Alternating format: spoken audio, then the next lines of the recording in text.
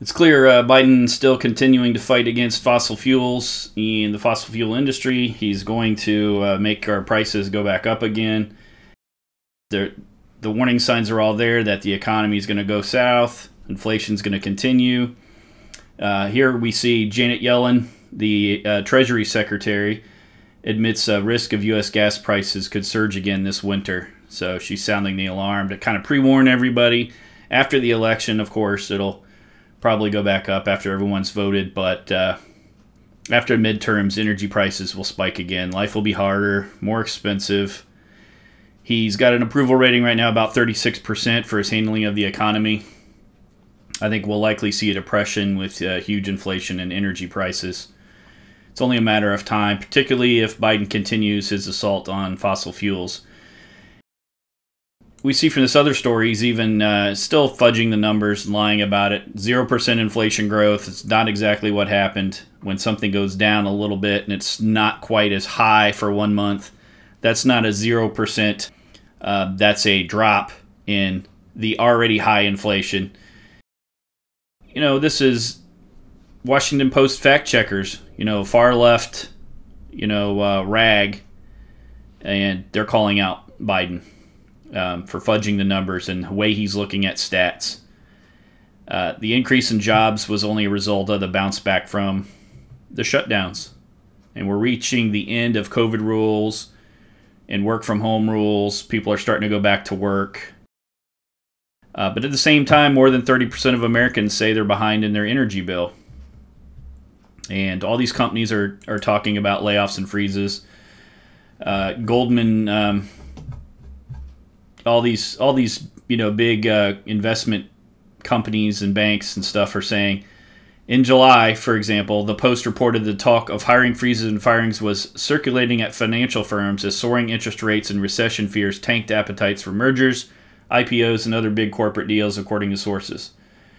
And as I said, more than 50% of companies anticipate layoffs and hiring freezes. And if that's the talk around town, perception is everything. What happens is this stuff will sink, and we'll enter a new time of even higher interest rates. The Fed promised to bring the pain, layoffs, unemployment, all that supposedly from their viewpoint has to go up to get people to stop spending money. So a whole bunch of people have to suffer to get them to stop spending money. So that therefore the economy slows and inflation won't be as high. But at the same time, less people making less goods. There's already supply chain issues. I don't think they know what they're doing. I don't think they look at the big picture and see what's going to happen. Energy, when energy becomes more expensive, there's no two ways to look at it. Everything becomes more expensive. It costs more to ship something from where it was created to get to you. So energy is directly related to inflation, the prices of everything. So when oil and gas become more scarce, become more expensive, everything becomes more expensive. Your food becomes more expensive. Your transportation becomes more expensive. Vehicles and everything else like that become more expensive. I'll turn you to this. Biden administration issues fewest oil and gas drilling leases since the 1940s. The Biden administration has leased fewer acres of land for oil and gas drilling on federal lands and waters than any administration in the last 76 years, the Wall Street Journal reported Sunday. The Department of Interior has issued just 126,228 acres of federal land for drilling during President Joe Biden's 19 months in office. According to a Wall Street Journal analysis, President Harry Truman issued fewer drilling acres from 45 to 46, allocating roughly 65,658 acres of land. However, at this time, the federal government did not yet control offshore drilling leases, which account for the majority of areas available for leasing. Wow. This is a sobering but unsurprising look at the headwinds to develop essential American energy. American Petroleum Institute Vice President of Upstream Policy, Cole Ramsey, told the Daily Caller News Foundation, maintaining a strong federal leasing program is critical for advancing U.S. energy security, strengthening our economy. We urge the Biden administration to take immediate action to hold onshore lease sales and issue a final 5-year program for federal offshore leasing that includes all of the proposed lease sales. The Biden administration has attempted to pause or place a moratorium on issuing new drilling leases numerous times to help further its aggressive climate agenda. The federal court allowed the administration to continue to block drilling in August after Louisiana and a dozen other states filed a lawsuit against the administration relating to Biden's indefinite suspension of federal oil and gas leasing in January of 2021. Yeah, I don't even know how to sum this up. It's so stupid that the Biden administration takes us from when he entered office, where we're energy independent, completely self-sufficient, we're not having to rely on any foreign entities for our oil. We're not having to pay, Russia or China or any of these other countries that do it dirtier and are replacing their natural gas and stuff that they're sending us with coal, increasing coal, dirtying up the environment even more. We do it cleaner, safer, and instead we're going to have it shipped all around the world as we buy it from far-off countries, paying a premium. These countries are making money off of us. They're the ones that are using dirty energy to create green energy items that they sell to us at a premium. They're mining all over the world to destroy the environment and get all these metals and stuff that are needed in batteries and things like that are poisonous and dangerous. At the same time, we can wash our hands and say, well, we didn't create it. We didn't do all this stuff that's devastating to the environment, and we'll pay the higher price in higher pollution. Granted, it's pollution that's on the other side of the world from us, but I assume we know that the whole world is connected, winds and stuff, air. They dirty up the air over there. I'm sure at some point it reaches over here. But we're doing that with the idea of we got to be aggressive. We're 4% of the world population, and we act like, we have to do all these things to move towards green right now. We have to stop all these things. Joe Biden's idea is that we have to just completely go cold turkey from fossil fuels. It is so ridiculous. It is so impossible. There's not enough materials.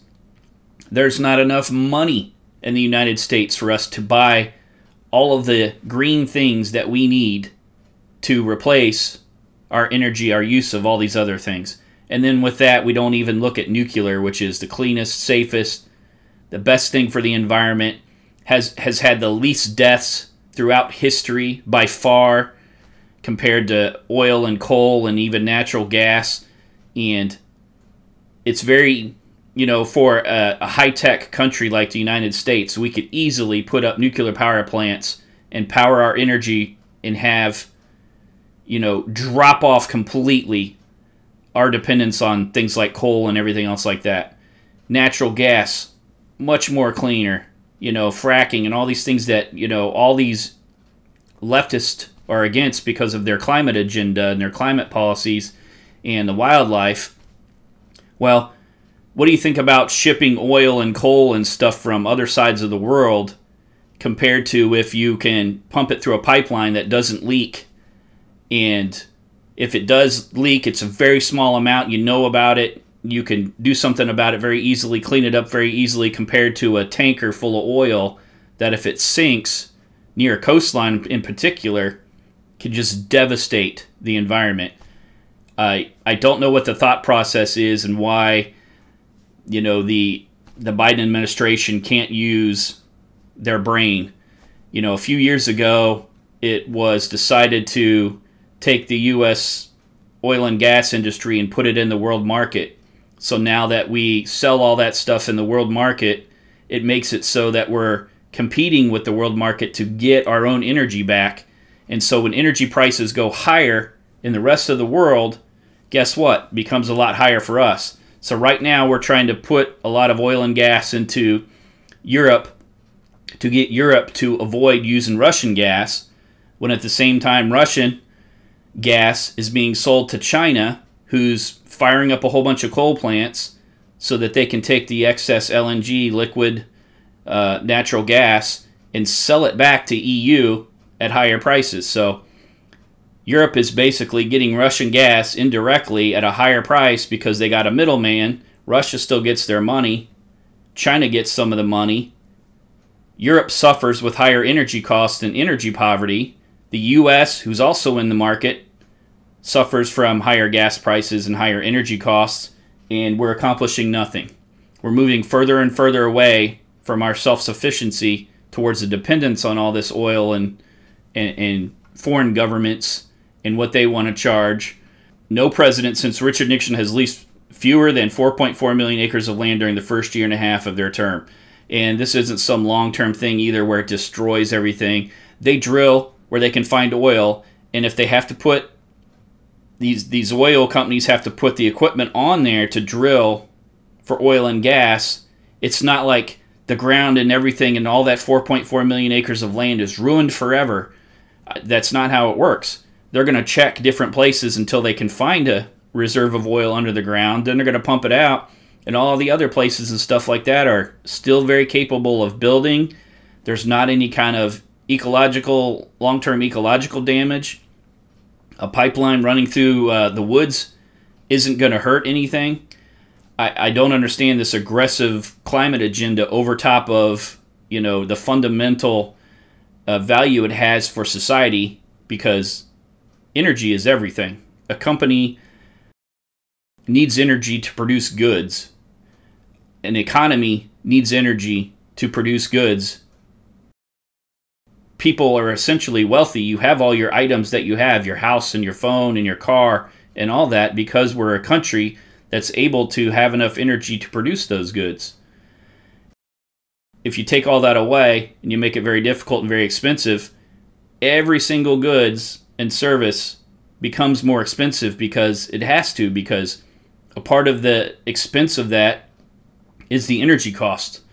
And then it has to be, it's not produced in your home and handed right to you. It's produced across the country. And then it's shipped to you, which uses energy. All of that involves the monetary cycle, the economy. It's all relevant to what goods cost, what inflation is, jobs. If you don't have enough energy to produce your goods, how can you stay in business? How can you employ people? How can you keep the lights on? And this is all as a result of Joe Biden's plan to basically attack and go after energy. He's a fool. He hates fossil fuels. But kiddo, I want you to just take a look, okay? You don't have to agree. But I want you to look in my eyes. I guarantee you, we're going to end fossil fuel, and I am not going to cooperate. Okay?